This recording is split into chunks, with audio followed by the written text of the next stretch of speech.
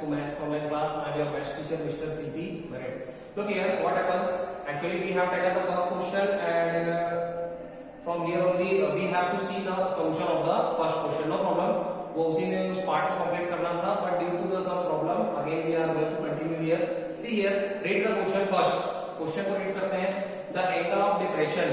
Angle of depression कहने का मतलब object are situated below the horizontal line. Object जो होगी हॉरिजॉन्टल लाइन के नीचे होगी. ठीक है. Of any boat from the 50 meter height breeze is 30 degree. पहला सेंटेंस पढ़ते ही क्लियर हो जाता है कि एंगल ऑफ डिप्रेशन गिवन है 30 डिग्री और ब्रिज की हाइट गिवन है दैट इज द 50 मीटर. तो आपको हमेशा इस टाइप के प्रॉब्लम में एक राइट एंगल ट्रायंगल ही बनाना है. ब्रिज की हाइट 50 मीटर है तो सबसे पहले अपन ने ये ब्रिज की हाइट शो करी है AB से. एक राइट एंगल ट्रायंगल बना लिया ABC. Okay, this is the height of the bridge given to me 50 metre. Okay, और what we have to do, find the horizontal distance between the boat and bridge. मतलब boat और bridge के बीच की दूरी पता करनी है, डिस्टेंस पता करना है. तो बोट है कहां? बोट एक्चुअल में C पोजीशन पे है and this is the horizontal distance BC. It is representing the base of the right angle triangle और यही तो हॉरिजॉन्टल डिस्टेंस है और यही अपने को पता करना है. पूरे एक्सरसाइज में अपन दो ही चीजों के बारे में बात करने वाले हैं, एक तो हाइट और एक तो डिस्टेंस. तो ये हॉरिजॉन्टल डिस्टेंस को अपन ने सपोज कर लिया x. तो हम लोग यहाँ पे सॉल्यूशन देखो, यहां से मैं कर रहा हूं सॉल्यूशन, आप यहां पे देखेंगे. सपोज करते हैं, suppose height of bridge, suppose height of bridge is equal to x metre. Height of bridge को, सॉरी हाइट ऑफ ब्रिज नहीं, suppose the horizontal distance, suppose the horizontal distance is equal to x metre. ये horizontal distance निकालना है ना, किसके बीच का, boat और bridge के बीच का, उसको अपन ने x मान लिया. ठीक है, अपने को ये दिया था. अब आप ये सोचो कि एंगल ऑफ डिप्रेशन हुआ कैसे. आपको लगा होगा हुआ ये कि ये हॉरिजॉन्टल लाइन है, ये ऑब्जर्वर कहां पे है भैया, A पे. ऑब्जर्वर कहां पे है, A पे. मैंने आपको एक बात बताई थी, एंगल ऑफ डिप्रेशन के केस में ऑब्जर्वर हमेशा हाइट पे चला जाता है. तो ऑब्जर्वर खड़ा है A पे और उसने बोट को देखा C पे. तो AC आपका हो गया लाइन ऑफ साइट और ये आपका हो गया हॉरिजॉन्टल लाइन. तो हॉरिजॉन्टल लाइन और लाइन ऑफ साइट के बीच के एंगल को बोलते हैं एंगल ऑफ डिप्रेशन. तो एंगल ऑफ डिप्रेशन यहाँ पे आपका 30 डिग्री आया क्योंकि ये हमारी हॉरिजॉन्टल लाइन हो गई जो स्ट्रेट निकलती है आंखों से और A पे ऑब्जर्वर खड़ा हुआ है. ठीक है, पर्सन खड़ा हुआ है, C पे बोट है. तो AC हो गया लाइन ऑफ साइट. तो लाइन ऑफ साइट और ये हॉरिजॉन्टल लाइन के बीच का एंगल हो गया एंगल ऑफ डिप्रेशन. लेकिन होता क्या है, हमको ये भी तो मालूम है यहाँ अगर ये 30 डिग्री होगा तो ये भी 30 डिग्री होगा. वाई? क्योंकि ये दोनों लाइन पैरेलल है. फॉर एग्जांपल हम लोग मान लेते हैं इसको O, AO and BC, these are the parallel lines. और पैरेलल लाइंस को जिस अगर कोई इस तरीके से कोई भी लाइन कट करे, AC कट करे तो 30 डिग्री. तो this is also the 30 degree. Why? Because these are making the interior angle, these are making the alternate interior angle. Alternate interior angle हमेशा क्या होते हैं, इक्वल होते हैं. तो एंगल ऑफ डिप्रेशन के केस में हमेशा ये वाली सिचुएशन जरूर आएगी. ठीक है, तो इसलिए अगर ये 30 डिग्री है तो ये भी 30 डिग्री है. ठीक है, अपने को हाइट पता है, अपने को डिस्टेंस फाइंड आउट करना है, बस सॉल्यूशन पे आते हैं. तो आप मेरे को ये बात बताओ कि ऐसा कौन सा रेशियो होता है जो हाइट और डिस्टेंस के बारे में बात करता है. तो आपने सीखा होगा tan theta is equal to होता है परपेंडिकुलर अपॉन बेस. परपेंडिकुलर मतलब हाइट. अगर ये थीटा है तो AB को अपन क्या बोलेंगे, परपेंडिकुलर, और BC को अपन क्या बोलेंगे, बेस. तो हाइट और डिस्टेंस के बीच के रेशियो के बारे में बात करता है tan, and that's why we will take the tan theta. Okay, tan theta जैसे आपने लिया, यहाँ पे थीटा 30 डिग्री है, थीटा को ही अपन 30 डिग्री मान के चल रहे हैं. पहले मैं tan थीटा लिखता हूं. tan theta is equal to we can write down AB upon BC, मतलब परपेंडिकुलर अपॉन बेस. थीटा की जगह पे वैल्यू फिल कर देंगे. What is the theta here, 30 degree. tan 30 is equal to AB. What is the AB, value of AB अपने को पता है 50 upon BC. What is the BC, BC को अपन ने सपोज कर रखा है x. मैंने आपको दो ही बात करी है कि तीन चीजें होती हैं, एक तो एंगल गिवन रहता है और हाइट और डिस्टेंस में से कोई एक चीज अपने को गिवन रहता है. अपने को ज्यादातर केसेस में tan थीटा ही अप्लाई करना है और अपने को अननोन क्वांटिटी की वैल्यूज निकालनी है। बस अपने को डायग्राम ड्रॉ करना आना चाहिए, ठीक है। तो ये डायग्राम ड्रॉ करना भी आप धीरे धीरे सीखोगे, no problem. We will solve so many questions and you will be comfortable with all the questions. 2-3 question करते ही आप बहुत ज्यादा कंफर्टेबल फील करने लगोगे, ठीक है। हो सकता है अभी थोड़ा सा ऑड लगे। अच्छा, वैल्यूज आपको पता होनी चाहिए। इस पर्टिकुलर चैप्टर में आपको एक्यूट एंगल्स के लिए सारे ट्रिग्नोमेट्रिक रेशियोज की वैल्यू पता होनी चाहिए और tan का ही ज्यादातर अपने को याद होना चाहिए। tan 30 की वैल्यू आपको मालूम है 1/√3। tan 0 कितना होता है? tan 0 0 होता है। tan 30 कितना होता है? tan 30 1/√3 होता है। tan 45 कितना होता है? tan 45 1 होता है। और tan 90 कितना होता है? tan 95 इनफाइनाइट होता है। और tan 60 कितना होता है? tan 60 √3 होता है। तो आपको 0 डिग्री, 30 डिग्री, 45 डिग्री, 60 डिग्री और 90 डिग्री के लिए tan की वैल्यू तो पता होनी ही चाहिए। अपन ने वैल्यूज फिल कर दी 1/√3 और यहाँ पे आ गया 50/x। इसको सॉल्व करना है, it is very easy process. क्या करना होगा? Cross multiplication, cross multiply. जैसे आप क्रॉस मल्टीप्लाई करते हैं तो x का इंटू 1 से करना पड़ेगा, इट इज ओके। और यहाँ पे 50 का इंटू होगा √3 के साथ। तो इसको जब अपन लिखते हैं तो x is equal to we can write down. अच्छा, 50 रूट स्क्वायर रूट के बाहर एंड स्क्वायर रूट के अंदर 3 है, तो इनका मल्टीप्लिकेशन पॉसिबल है क्या? नो। तो इसको इस तरीके से लिखा जाता है 50√3 और एक्चुअल में दिस इज योर आंसर। यही आपका आंसर हो गया, okay.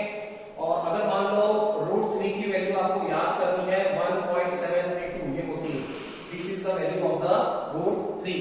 So this is also your answer, okay, no problem. Is it okay? लेकिन अगर आपको एग्जैक्ट वैल्यू पता करनी है एंड सपोज √3 की वैल्यू आपको मालूम है 1.732, इसकी वैल्यू आपको गिवन भी हो सकती है। क्वेश्चन में अगर गिवन है तो आपको कुछ भी नहीं करना है, इसकी वैल्यू फिलअप करके आंसर लाना है। तो देखो मैं वैल्यू फिलअप कर रहा हूं 50 into 1.732, ये भी आंसर हो सकता है। But if you want to calculate the answers by putting the values of √3 तो nothing you have to do, इसकी वैल्यू पुट कर दो, इनटू कर दो। तो देखो इनटू करते हैं, 0 ले लिया, 5 2 या 10 कैरी 1, 5 3 या 15 1 16 कैरी 1, 5 7 या 35 1 36 6 कैरी 3 हो गई, 5 1 या 5 3 8 और ये 0 मैंने लगा दिया था। After how many digits I have to put the point 3 1 2 3। तो आंसर यहां से आपको पता चल रहा है 86.6। दिस इज द मीटर या 6 0 लिख दो, जरूरत नहीं है 0 लिखो ना लिखो, सेम आंसर है। तो this is the answer in metre, otherwise this is the answer in metre. So ये इस तरीके से सॉल्व हो गया। बहुत ही अच्छा क्वेश्चन था बेटा। अब slowly slowly we will see. अब देखो क्वेश्चन में चेंज कर रहा हूं, क्वेश्चन नंबर 2। इसको रब करते हैं, डायग्राम चेंज हो जाएगा। Question number 2, look here, you will come to know कि करना क्या है, कैसे करना है, ठीक है। क्वेश्चन के लिए मैंने कॉपी पकड़ ली है। क्वेश्चन नंबर 2 यहां पे लिखते हैं, क्वेश्चन बड़ा भी हो सकता है। Look here, the shadow of a 1.5 meter tall student standing on a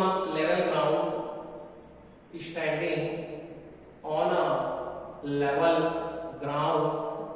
आप रीड करते रहो और समझते रहो ताकि फटाफट डायग्राम आपका ड्रॉ हो जाए। अपने को क्या दिया गया है? शैडो दिया गया है। अच्छा, शैडो जमीन में फॉर्म होता है क्या? हाँ, अगर मैं खड़ा हो जाता हूं तो मेरा शैडो जमीन में फॉर्म होगा, मतलब ये डिस्टेंस हो जाएगा। हॉरिजॉन्टल डिस्टेंस शैडो का 1.5 मीटर है। और tall student on a level ground, ठीक है, इज फाउंड टू बी यहां पे लिखते हैं 1 metre and at the same time okay, shadow of a tower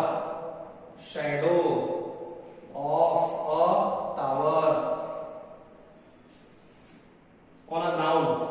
एक चीज नहीं दिख रहा बेटा, इस 5 मीटर अपने को डायग्राम बनाने के हिसाब से चाहिए।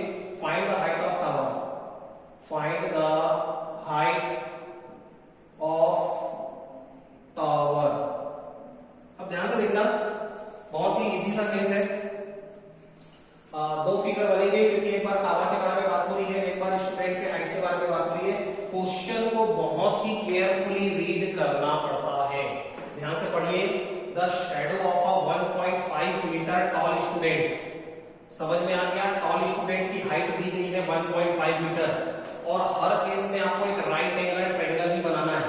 तो एक राइट एंगल ट्रायंगल मैंने फॉर्म कर दिया, ये समझ में आ गया, ये 90 डिग्री है, ये राइट एंगल ट्रायंगल है। अच्छा ये जो AB for example this is ABC, actual में AB कौन हो जाएगा, स्टूडेंट, क्योंकि आप खड़े होते हैं स्ट्रेट खड़े होते हैं, तो AB स्टूडेंट है, इसकी हाइट अपने को पता है 1.5 metre.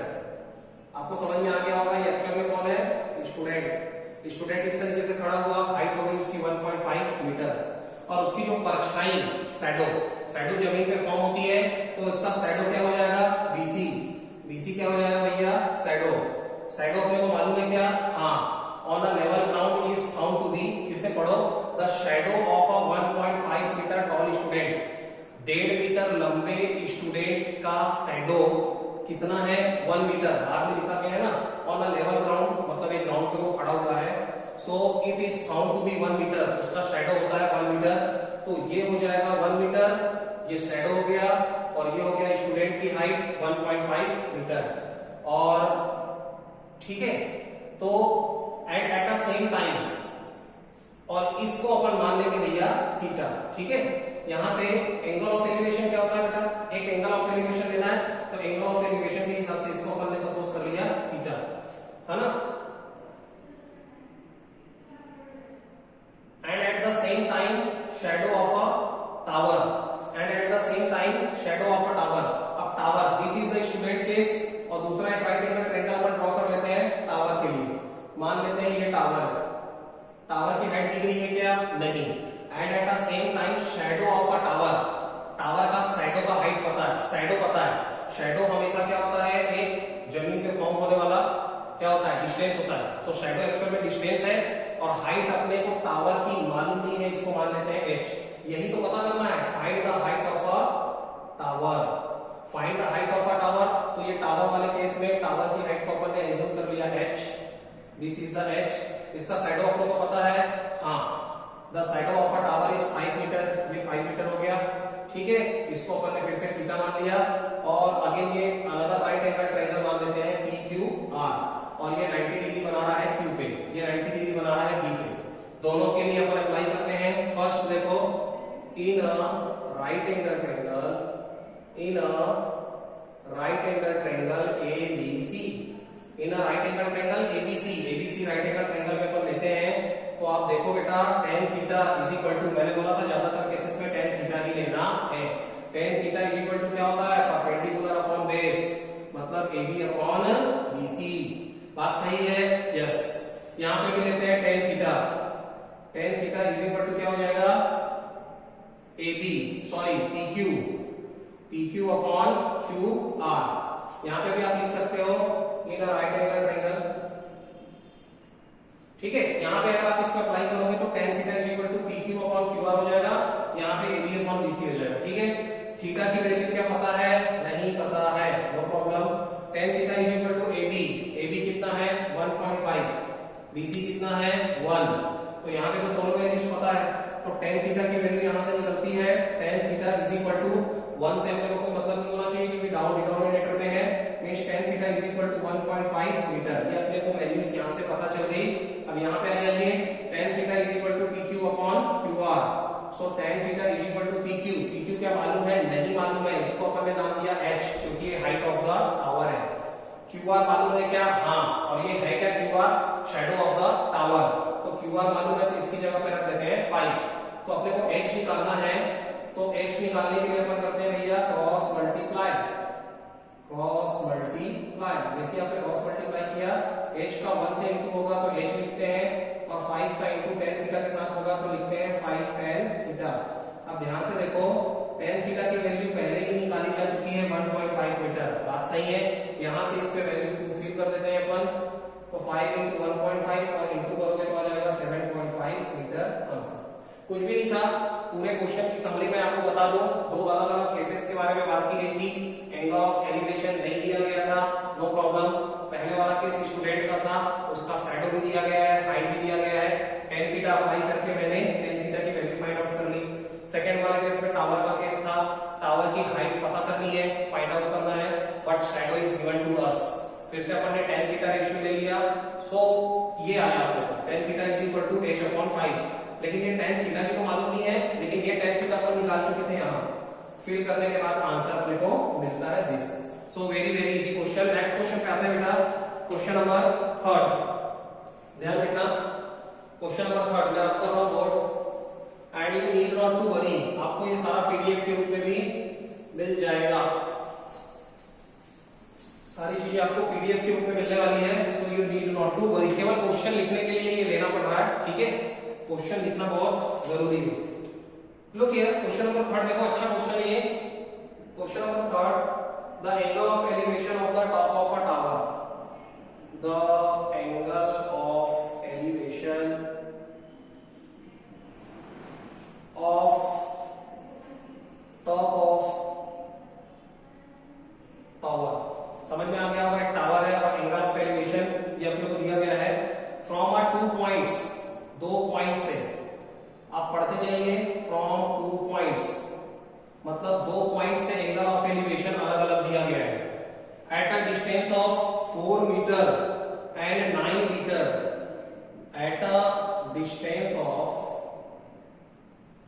4 metre and 9 metre, sorry, from the base of, base मतलब जहां पे वो टावर खड़ा हुआ है, from the base of a tower, from the base of a tower is the same straight line, sorry, from the base of a tower is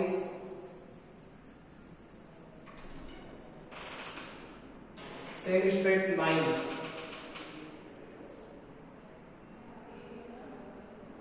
of the base, एक second, the angle of elevation of a top of a tower from the 2 points, ठीक है, at a distance of 4 meter and 9 meter। मतलब ध्यान से देखना, एक इस तरीके का डायग्राम बनेगा बेटा, ठीक है। तो 2 पॉइंट है, मैंने यहाँ पे 2 पॉइंट लिख लिए और ये क्या हो गया, ये हो गया आपका टावर, और एंगल ऑफ एलिवेशन अपने को दिया गया है complementary, the angle of elevation of a top of a tower from 2 points at a distance of 4 meter and 9 meter from the base of a tower are complementary to each other, complementary, angle of elevation complementary है। prove that height of a tower is 6 meter, prove that height of a tower, height of a tower is 6 metre. बहुत बढ़िया question है बेटा, ध्यान से देखना, समझो, एक टावर है और एंगल ऑफ एलिवेशन, फिर से पढ़ता हूं मैं, the angle of elevation of a top of a tower, एक टॉप है टावर का, मान लेते हैं इसको P पॉइंट, तो angle of elevation of a top of a tower from the 2 points at a distance of 4 metre and 9 metre from the base of a tower. मतलब ये एंगल ऑफ एलिवेशन 2 पॉइंट से दिया गया है। एक point मान लेता हूं इसको Q, एक पॉइंट मान लेता हूं मैं R, ठीक है। और बोला क्या गया है कि ये जो दोनों पॉइंट है ना, कहां पे है, ग्राउंड पे है, तो ये दोनों पॉइंट का डिस्टेंस दिया गया है at a distance of 4 metre and 9 metre from the base of a tower. तो बेस कहां पे है, ये हो जाएगा बेस ऑफ द टावर, जहां पे टावर खड़ा होता है जमीन पे, उसको बेस बोलते हैं, base point.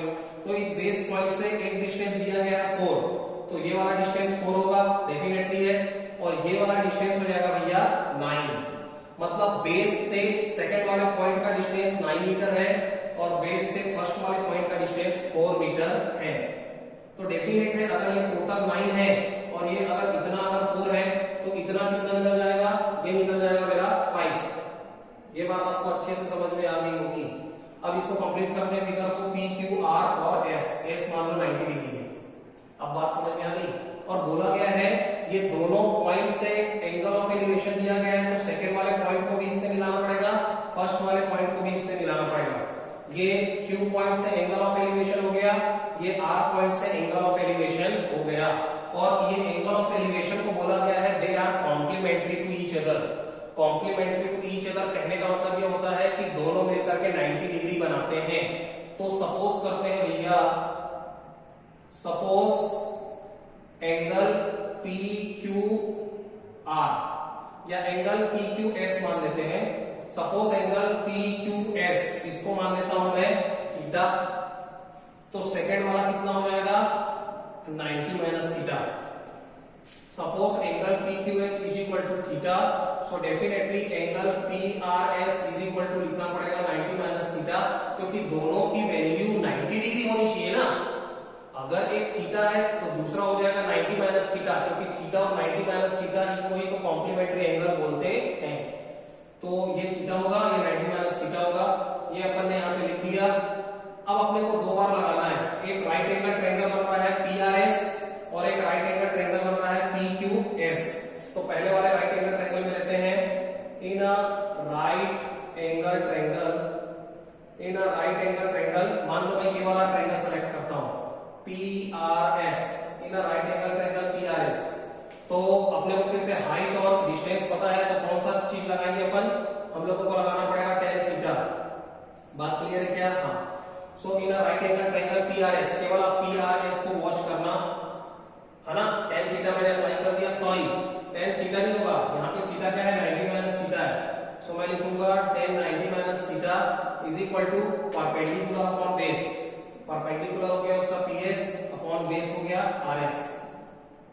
tan theta, theta के सामने वाले को परपेंडिकुलर बोलते हैं, तो PS परपेंडिकुलर और बेस हो गया उसका RS। tan 90 माइनस थीटा की वैल्यू क्या हो सकती है, cot थीटा। ये आप पढ़ चुके हो ना। हाँ, tan 90 माइनस थीटा क्या होता है, cot थीटा, ये लगा देंगे। PS की वैल्यू अपने को पता है क्या, नहीं पता है। टावर की हाइट नहीं पता है। अपॉन RS की वैल्यू पता है क्या, हाँ, ये मालूम है 4। तो इस तरीके से क्रॉस मल्टीप्लाई करते हैं अपन। क्रॉस मल्टीप्लाई करने के बाद मैं एक एक चीज अब लिखूंगा नहीं, आप समझ लेना। क्रॉस मल्टीप्लाई किया तो PS की वैल्यू, PS का इंटू का 1 के साथ, तो PS इज इक्वल टू लिखा जा सकता है 4 cot थीटा। क्या काम करते हैं, इसको ऐसे रहने देते हैं, cot theta is equal to लिख लेते हैं PS अपॉन 4। इसको डाल देते हैं इक्वेशन नंबर 1। क्लियर है बेटा? अब देखो यहाँ पे आ जाओ, in a right angle triangle, in a right angle triangle. अब दूसरा वाला राइट एंगल ट्रायंगल ले लेते हैं PQS। PQS लेना पड़ेगा। अच्छा, आपने सोचा होगा PQR क्यों नहीं लिया बेटा? PQR इसलिए नहीं ले सकते क्योंकि PQR एक राइट एंगल ट्रायंगल है ही नहीं। मेरे को तो राइट एंगल ट्रायंगल के हिसाब से लेना है, तो PQR नहीं ले सकते, PQS ले सकते हैं। और मेरे को QS भी मालूम है जो है 9 metre. So in the right angle triangle PQS। अब आप देखो यहाँ पे मैं लगाऊंगा तो tan थीटा लगेगा। बात सही है क्या? यहाँ पे 90 माइनस थीटा लगा था क्योंकि angle of elevation 90 minus theta था। यहाँ पे थीटा लगा, tan theta is equal to लिखा जा सकता है परपेंडिकुलर अपॉन बेस। इस थीटा का परपेंडिकुलर फिर से क्या निकलेगा, PS, क्योंकि एंगल के सामने वाले डिस्टेंस को ही बोला जाता है परपेंडिकुलर। एंगल के सामने वाला जो अपोजिट साइड है it is called perpendicular. Perpendicular upon base. अब बेस मेरा हो जाएगा पूरा का पूरा QS। अब देखो tan थीटा को tan थीटा रहने देते हैं। PS we are not knowing, but QS we are knowing. What is the value of QS here? 9 metre. मैंने फिल कर दिया 9 मीटर। अब आप देखो इसको मैंने दे दिया सेकंड इक्वेशन। यहां से मैंने अप्लाई किया right angle triangle PRS and we have find out cot theta is equal to PS upon 4, equation number 1। और यहां से मेरे को मिला इक्वेशन नंबर 2। अब मैं क्या करूंगा, दोनों को मल्टीप्लाई करने वाला हूं। अच्छा, मल्टीप्लाई क्यों करने वाला हूं? Why I am going to multiply them? You will come to know कि देखो tan थीटा और यहाँ पे मिला cot theta. When I am going to multiply tan theta with cot theta, tan theta और cot थीटा को multiply करेंगे तो दोनों कैंसिल हो जाएंगे। मेरे को थीटा का टेंशन लेना ही नहीं है। पता है क्यों? क्योंकि tan थीटा और cot थीटा को जैसे आप मल्टीप्लाई करोगे, so because they are the reciprocal of each other, दोनों एक रेसिप्रोकल है, तो दोनों को कैंसिल किया जा सकता है। तो यहाँ से अपन आगे बढ़ते हैं। ठीक है, अब मैं क्या करूं, यहाँ पे ले लेता हूं। यहाँ पे देखो आप, ठीक है, मल्टीप्लाई 1 एंड 2 दोनों को मल्टीप्लाई कर देते हैं। मिलेगा tan theta into cot theta is equal to right hand side को राइट हैंड साइड से मल्टीप्लाई करते हैं PS upon 4 into PS upon 9। आप समझ लेना बेटा, ये फिगर अलग बना है, ठीक है, जगह की कमी है। tan थीटा और cot थीटा, तो देखो होगा क्या, tan theta into cot theta को मैं लिख सकता हूँ 1 अपॉन tan थीटा और इज इक्वल टू PS और PS आपस में मिलकर के PS का स्क्वायर बना देंगे। ठीक है, ये 9 है और 4 और 9 का आपस में इंटू होगा तो 36 बनाएंगे। समझ में आ गया? PS square 4 9 36। tan theta cot theta को लिखा जा सकता है 1/tan थीटा, कैंसिल हो गए।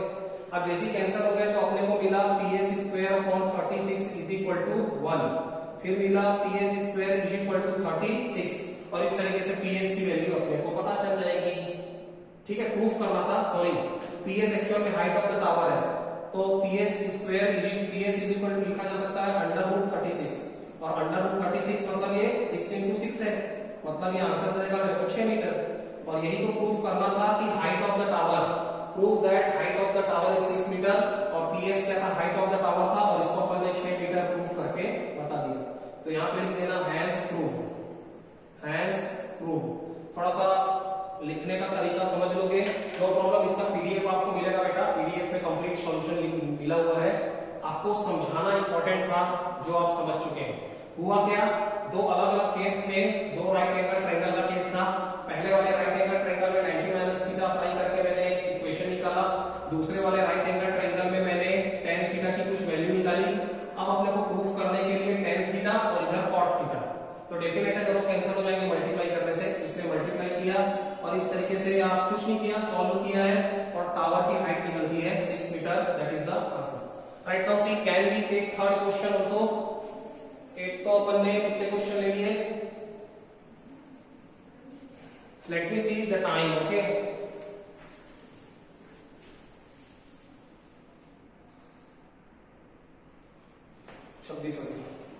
ओके बेटा, listen here, video is going to be little lengthy, video थोड़ा लेंथी हो जाएगा, और ज्यादा क्वेश्चन लेने से आप कंफ्यूज भी हो जाओगे। सो आपको काफी कुछ समझ में आया होगा, कैसे अपन tan थीटा अप्लाई करते हैं, height upon perpendicular upon height लेते हैं, कोई एक चीज दी गई होती है, दूसरी चीज को अपन रख के निकाल लेते हैं। सो बहुत सारे एग्जांपल्स आप खुद से सॉल्व कर सकते हो, कोई हेडेक वाली बात नहीं है। So till here I am going to finish my lecture. In the next lecture we will solve again 2-3 different kinds of the question. Till then, thank you so much.